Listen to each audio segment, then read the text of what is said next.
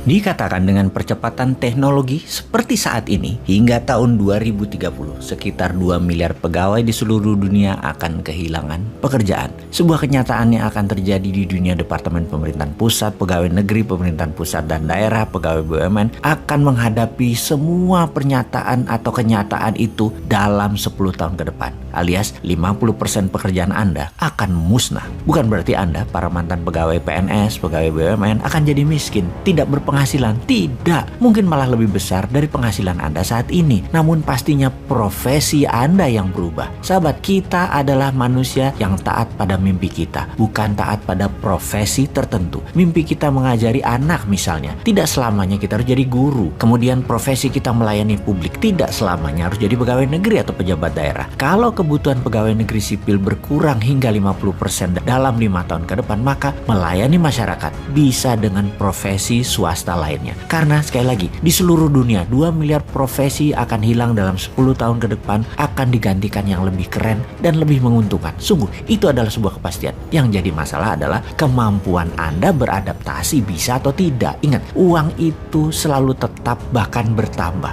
Jika orang kaya miskin itu ternyata semakin jauh jaraknya, bukan karena uang beredarnya sedikit, namun pindah cara mendapatkan uangnya, pindah pasarnya, dan beberapa orang pandai memanfaatkan peluang tersebut hingga dia menjadi lebih kaya, dan yang lain tidak bisa melihat peluang tersebut sehingga menjadi lebih miskin. Itulah kesannya orang kaya dan jurang orang miskin semakin jauh jaraknya, tapi tidak karena uang beredar sedikit sekali lagi, tapi karena cara mendapatkan uangnya berbeda dan orang kaya tersebut berhasil tahu cara mendapatkannya. Saat ini orang yang kaya itu banyak, dan mereka yang kaya atau yang sukses itu adalah mereka yang adaptif terhadap perubahan kehidupan, menemukan solusi bisnis dari disrupsi milenial, disrupsi zilenial, disrupsi digital, dan disrupsi pandemi. Pasar itu sungguh selalu bergeser, cara menangkapnya juga bergeser. Kemampuan geser dan tangkap peluang itulah dinamika usaha dan cara menjalankan kehidupan saat ini. Jadi kembali ke fokus tentang perubahan dari profesi pegawai negeri di zaman New Mind. Kita akan sederhanakan dan kita akan digitalkan dunia pelayanan publik hingga departemen-departemen kementerian tinggal separuh karena digabung-gabungkan departemen tersebut. Kemudian BUMN tinggal 10%, di mana yang 90% di merger, diakuisisi sesama BUMN dan ditutup.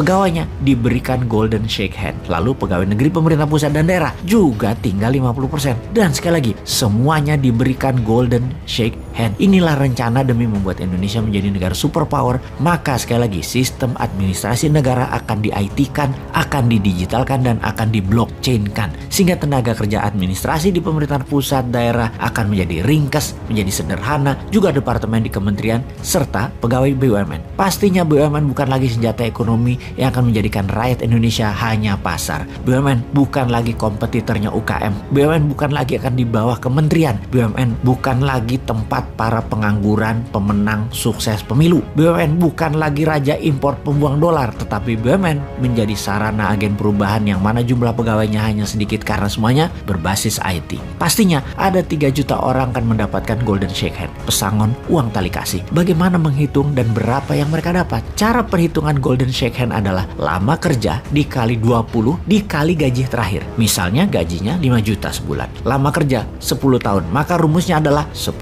tahun dikali 20 atau 200 dikali 5 juta. Maka dia akan mendapatkan 1 miliar rupiah. Sekali lagi, dia akan mendapatkan 1 miliar rupiah. Total dalam 5 tahun akan ada 3 juta pegawai, di mana negara akan menyediakan anggaran berjumlah 3.000 triliun untuk golden shake hand. Apa efeknya? Bayangkan, 50% uang tadi pasti akan masuk dunia usaha, masuk ke dunia UKM. Pasti ekonomi perputarannya akan naik triple transaksinya, triple nilai pasarnya. Alasan teknik lain, karena saat ini uang beredar hanya 40% dari PDB alias hanya 6.600 triliun, maka jika ditambah uang hasil golden shake hand masuk beredar ke masyarakat, maka ekonomi akan tumbuh cepat. Jadi, sebagai informasi tambahan sahabat, negara Singapura, Jepang, uang beredarnya 120% dari PDB. Indonesia, kalau 55% ditambah diedarkan dari yang 45% yang sekarang alias 100% uang beredar sama dengan PDB, maka akan ada tambahan 8.000 triliun uang baru beredar, di mana yang 3.000 triliun adalah untuk golden shake hand.